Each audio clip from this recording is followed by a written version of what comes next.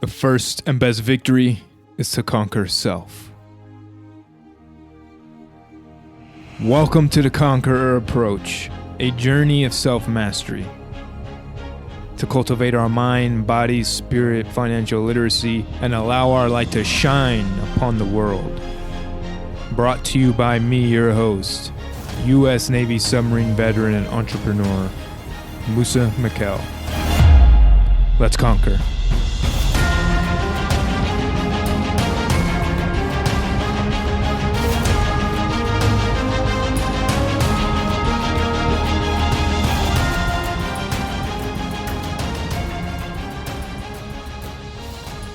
Welcome back to the Conqueror Approach. I appreciate you for tuning in. Thank you. I hope you're having an amazing day. We're going to get into some finances. And this is big because we know finances are a big part of our lives. And living in the confinement of how much money we make, I feel withholds us from being all we can be. So gaining financial literacy and just understanding money and conquering money in the area of finance allows us to be the master versus being mastered by money or being a victim of whatever financial circumstances that we face. Conquer money or let money conquer us. One of the biggest things about financial literacy is understanding what's an asset and liability. Robert Kiyosaki talks about this in his book when he says, an asset is something that puts money in my pocket. A liability is something that takes money out of my pocket. Okay? And that's a different definition than what the tax and accounting world looks at it, because the general definition of assets are something you own that has value. So your house, a car, investment stocks, your retirement, anything that you can really sell for value. And a general definition of liabilities is anything that you owe, any debt, right? And I prefer to use the definitions in Rich Dad, Poor Dad by Robert Kiyosaki because the financial industry and tax accounting, it has a different purpose, but it's not the mindset that's needed to create money or have an abundance of monetary wealth. And again, there's some financial professionals who are against the idea of having too much debt or using debt to buy properties or investments or something like that, which Robert Kiyosaki calls the good debt, right? There's good and bad debt. And some professionals are really against that because I guess the base level of knowledge on how to use money to our advantage isn't there. So people like Dave Ramsey and Chris Hogan, they just released a book not too long ago called Everyday Millionaires, and they kind of are, it seems like they're against using debt, right? They're more on the idea of having absolutely no debt and then saving and being frugal and investing your money into some retirement plan or something like that, which is good, right? That's a lot better than it seems like most people. But when you're not an employee of a company and you don't have a 401k, you could just send all your retirement money there. You have to be a little more creative. And I believe that there's good debt and bad debt. So bad debt, obviously, if you just owe money on a car, right? That debt's not making you money. But if you own a property, a house that has $1,000 month payment for your mortgage, but you rent it out for $1,800 or something like that, that is bringing you money, right? It's putting money into your pocket. That's what Robert Kiyosaki deems an asset, because it's putting money in your pocket. The debt part isn't really a big deal because you're making money from it, right? And that, people think is risky, whatever. Obviously, you would invest based on your risk tolerance, but it's not really risky because people always need a home. They always need a place to live. But the basics that Dave Ramsey, Chris Hogan talk about is definitely necessary because most Americans just don't have the financial literacy to keep themselves out of extraordinary amount of debt, right? We're the most in-debt country in the world, right? Because you go to college, because that's what you're supposed to do. And then you spend thousands of dollars in college. So you graduate with thousands and thousands of dollars in debt. And then you're supposed to get married or whatever, buy a house. So you can go and buy a house. But you need a new car too, because now you're a graduate, you have a new job, you need a new car. And then you're just living paycheck to paycheck, just trying to pay off all your debt. That is bad debt. That's not the same type of debt as if you are using your extra income to buy property to give you more cash flow every month and build your passive income. That is leveraging other people's money to do that.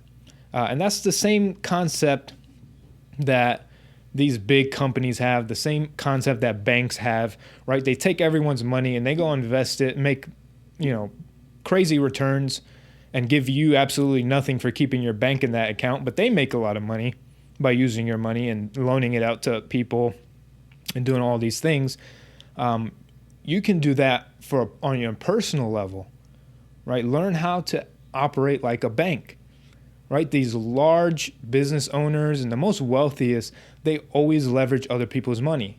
For example, a large commercial syndication, a large purchase of real estate, for example. Let's say there's a group of 10 investors and they all raise $100,000 each. And they put that into account. That's $1 million. And then that $1 million is used as a down payment on a commercial property, which yields, let's say, 10% annual return, which is way better than the 0.042 whatever they get in the bank account. And then they can renovate it, they can improve it, improve the value, sell it for a multi-million dollar profit. And those 10 investors would then split it however they agreed to. And then that $100,000 investment can turn into millions or multiple hundreds of thousands of dollars, right? That is an example of the power behind other people's money and leveraging it in the right way, right? Obviously, a lot of people have the idea of you make more money, you got to spend more. You make a lot of money, you got to have a nice car. You make a lot of money, you have to have a bigger house.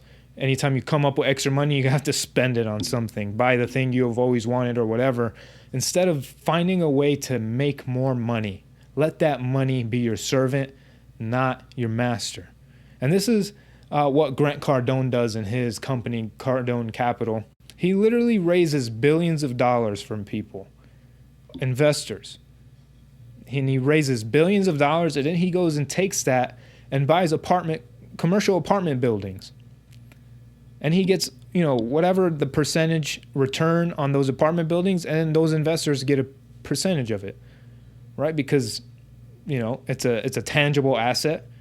So a lot of people might feel it's more safer than the stock market, depending on their knowledge and level of expertise in the stock market.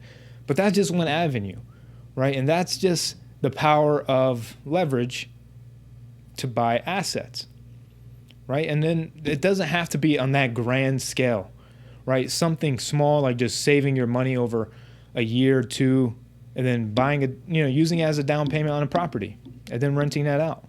And you might not want to be a landlord, but there's property managers who can manage that, right? There's other ways. Use your extra income to put into an index fund or the stock market or whatever to have it work for you. When your money works for you, that becomes an asset. And again, that's how the banks get wealthy. That's how people get wealthy. The wealthiest in the world are masters at leveraging their money and making their money work for them. Because the whole idea behind it is gaining the time freedom. And I personally don't believe in living a life in confinement to how much money we make. And sometimes that's necessary, of course. And sometimes you have to be frugal. You have to be smart. You can't just spend all your money. You have to sacrifice and have the delayed gratification for later on, right? We can't just spend everything we have. We have to think about the long-term plan, the long-term game, right? When it comes to finances. And I don't want to live a life where I can't do something because of that confinement. So that's why I think it's important to be able to live freely, to live a life of design and then contribute more. So we grow up thinking that money is bad and wealthy people are bad, rich people are bad. Well, if we believe money is bad, psychologically, we shut off every mechanism that would allow us to earn more money or make money or be rich or be wealthy, because we believe wealth is bad. But it's not. It's a tool. It just amplifies who you already are. If you're a contributor, and if you come upon a way more money than you know what to do with, you're going to probably contribute it somewhere, a charity, do something with it.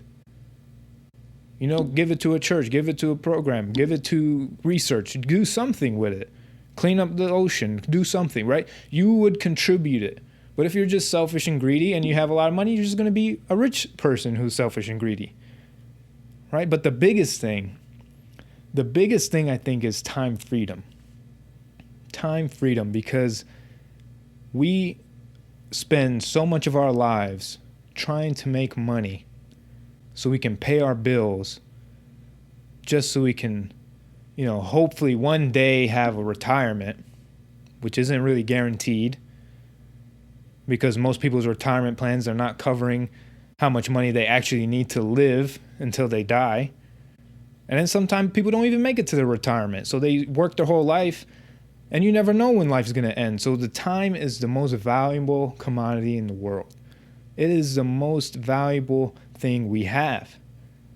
So how can we give ourselves more of that, right? We can't buy time in the sense of you're not going to buy years on your life. I mean, you could with medicine, whatever bionic chips they're going to have implanted in our brain later on.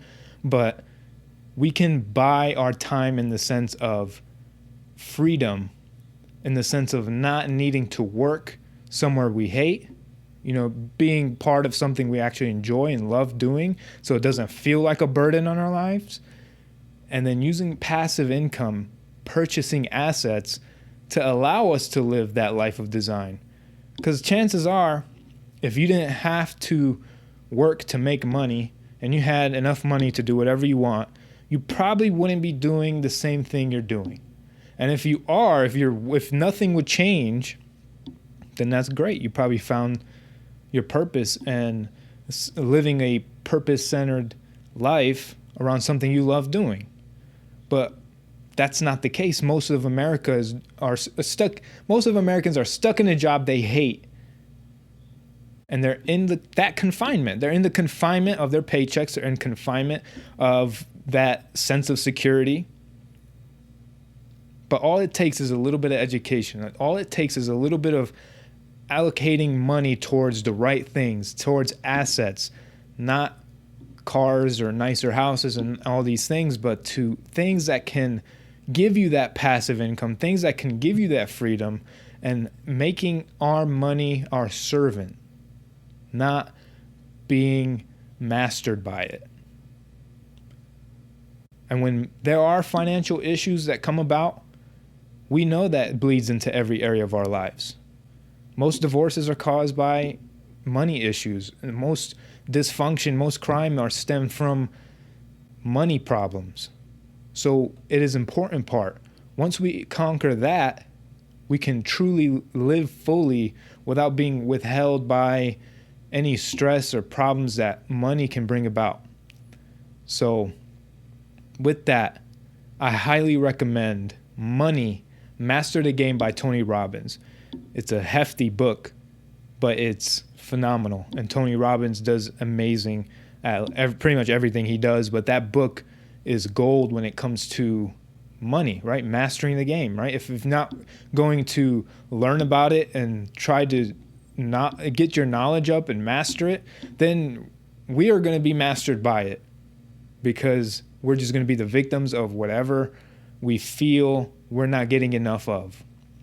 But there's an abundance out there. We don't need to come from a place of scarcity. We don't need to withhold what we really want to do with our lives because we don't make enough money or we don't have enough money. We don't have to be living in a feared state all the time. If we can just find a way to get more assets, be smart with our money, allocate properly, budget properly over time. This is not something, you can't just build wealth overnight. It takes many, many years of discipline and knowledge and learning. And I'm excited to be on this path. I'm always learning about money just to have the knowledge, because when we don't have knowledge about something, we become afraid of it. And then that fear keeps us shackled. But to free ourselves from that, we must gain knowledge. And that knowledge can set us free. Get that book, Money Mastery Game. I appreciate you for tuning in, and let's build wealth and change the world. I love you. That is all for this episode. Thank you for tuning in. If you found any value in this episode, someone you know will also.